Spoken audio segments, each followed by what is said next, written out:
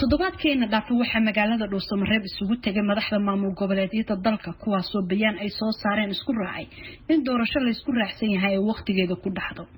waxaa kadib shirka ku soo biiray ra'iisul wasaaraha dawladda federaalka Xasan Cali Khayre oo u muuqday in madaxda maamul goboleedyada ay isku aragti ka yihiin nooca doorasho ee dalku qaadanayo waxaana la arkayay madaxda maamul goboleedyada oo si wada jira ra'iisul wasaare Khayre ugu soo dhaweeyay magaalada Dhuusamareeb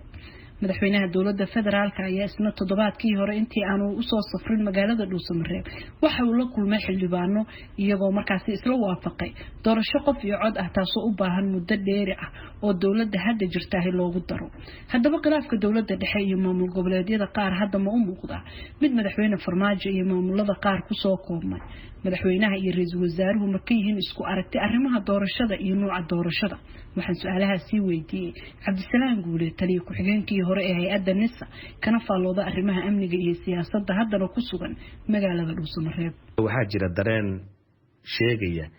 in madaxweyne Farmaajo iyo Prime Minister Khayre aysan isku aragti ka ahayn qaabka doorashooyinka soo socda madaxweynaha iyo gudoomiyaha baarlamaanka iyo gudoomiyaha guddiga doorashooyinka waxa la aaminsan yahay inay qabaan fikir ah doorasho qof iyo cod taas oo macnaheedu tahay in waqti lagu daro maadaama aan laga gaarin ummadda Soomaaliyeed ma ahan dad document iyo registration iyo wax haysta lagu doorasho loogu qabto ama qof iyo cod loogu register garay Prime Minister waxa la aaminsan yahay inuu in favor yahay ama uu door bidayo sida madaxweynaha maamul goboleedyada doorasho dadban ama tii 2016 la qabtay oo kale oo ah mid ugu dhow ee lagu qaban karo waqtiga hadda jira doorasho si kastaba ha ahaatee ma cadda mowqifka Prime Minister Khayre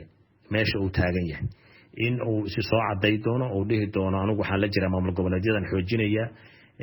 inuu madaxweynaha ki dhinaciisa xigi doono qiyaasta hadda la qabaa ay qalad tahay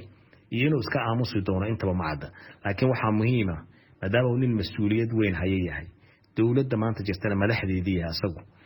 inuu mowqif qaato welibana ay kala cadaato waqtiga xasaasiga ah lagu jiro ururada bulshada rayidka ayaa shalay sidoo kale la kulmay madaxweynaha iyagoo ku wada sugan magaalada Dhuusamareeb waxaanay u soo jeediyeen madaxweynaha in kulanka Dhuusamareeb lagu gaaray heshiis ku aadan doorasho la isku raacsan yahay gudoomiyaha dalada bulshada rayidka Soomaaliyeed Ismaan Muxidiin Tahliil Shaatax ayaa VOA u sheegay kulanka hadda ka socda Dhuusamareeb waxaan u arkaa kulan aad muhiim u ah maanta Soomaaliya waxay taagan tahay isgoys siyaasadeed oo u baahan in aad loogu taxadiro mas'uuliyiinta iyo hogaamiyaasha dalkana heer federaal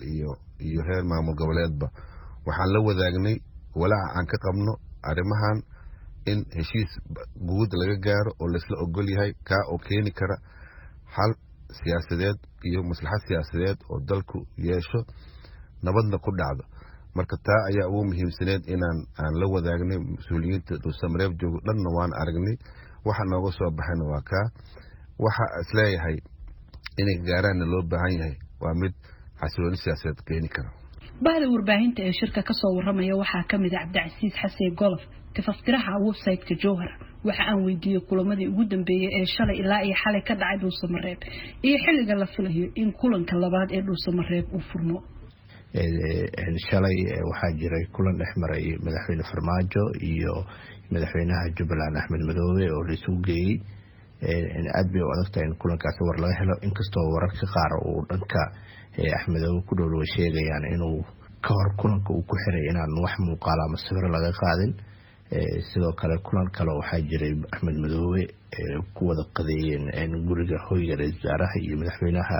galmudug Axmed Qorqor iyo ra'iisul wasaaraha kulankaasna wuxuu asigana uu qayb ka ahaa kulamada hordhaca oo ah kulanka soo socda sidii isfaham looga gaari lahaa sidoo kale xalay waxa dhacay kulan gaar ah oo dhaxeeyay madaxweyne Farmaajo madaxweynaha Puntland iyo madaxweynaha Jubbaland Axmed Madoobe sidoo kale waxaa jiray kulan kale oo gaar ah oo shanta maamul goboleed iyo ra'iisul wasaaraha dhammaan kulamadan waxa la leeyahay waxaa lagu xalinayaa ama isfaham looga gaaraya kulanka soo socdo dhawaan ka dhici doona Dhuusamareeb labada fakar ee hadda isaya ee kala ah doorasho qof iyo cod ah iyo muddo kororsi wada socda iyo doorasho dadban oo waqtigeeda ku dhacda ayaa waxa saldhig u ah marka hore in laga heshiiyo waxa laga yeelayo maamulka Jubbaland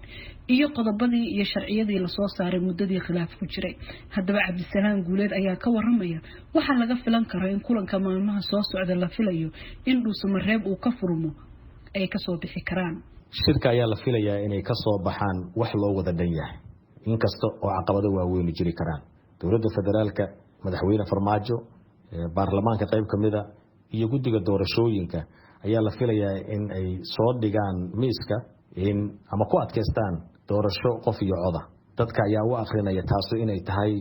ku darsasho waqtiga oo madaxweyne Farmaajo uu doonayo inuu waqti ku darsado laakiin uu ku dabagambanayo doorasho qof iyo coda. taasna waxaa la filayaa inay aad ugu adkaato maamul goboleedyada iyo saamileyda siyaasadda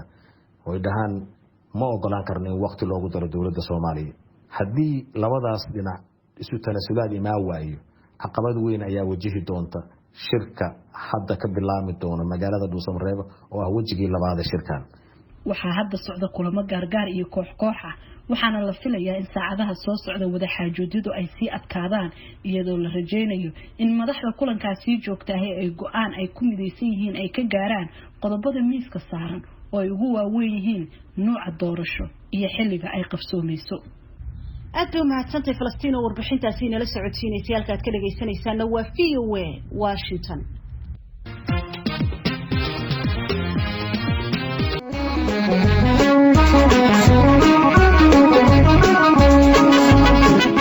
adduunyada jaamareerkeeda jihnada sida shariic qayr bale kushulkan ama shabaa oradkee shidiyo raaxaan midun shuban oo shakiba male shayba waa labade halloo shiro shacabku inuu dego shirmadana ku yaal shirkana guud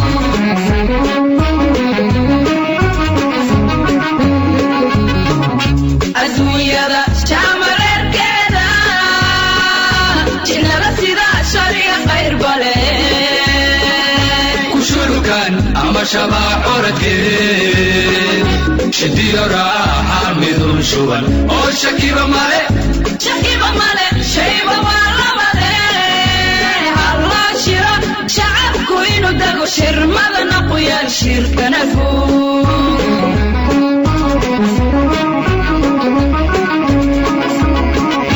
shirka la qabtaba adooshina warshoosho nabadda shaashayniyo shikaakiyo dood shuhuubala iyo shaloombiyo urwaxsiishida iyo lashahoor hadalsha karsamaho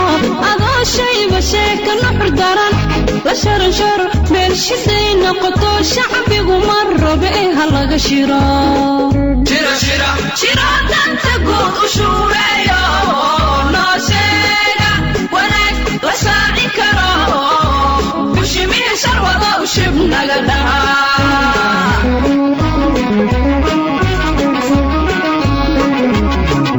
shirki la qabtaba adooshina warshoosh loo nabadda shaashayniyo shikaakiyo dood shuhuubala iyo shaloombiyo urwaxsiishida iyo lashahoor hadalsha karsamaho adooshayba sheeka nuxur daran la sharansharo meelshiday noqoto shacbigu mar rabe ee halaga shiro danta guud u shuureeyo noo sheega wanaag la saacin karo bushimihi sharwado u shib naga dhahaa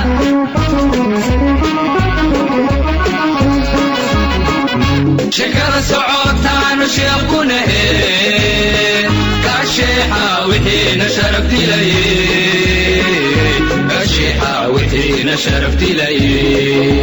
shida nala joogtay bax shida naga bax jar soo socotaa dayran shida nala joogtay bax shida naga bax jar soo socotaa dayran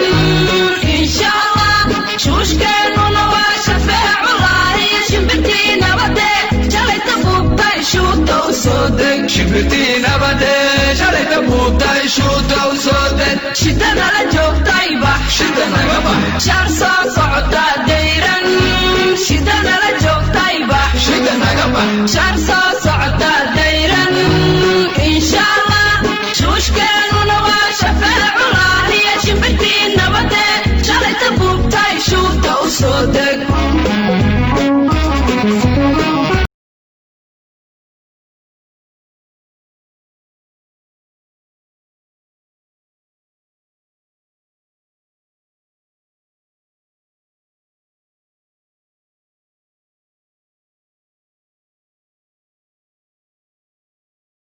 haddii aad ku cusub tahay fadlan channelkan subscribe saar calaamadda gambaleelkana furo si ay kuu soo gaaraan fiidiyoyada ama muuqaalada kale ee aanu duubnay ama aan hadda rabno in aan duubno share dhe oo sii faafiyo lana wadaag saaxiibada haddii aad faalo qabtana commentiga hoose noogu soo gudbi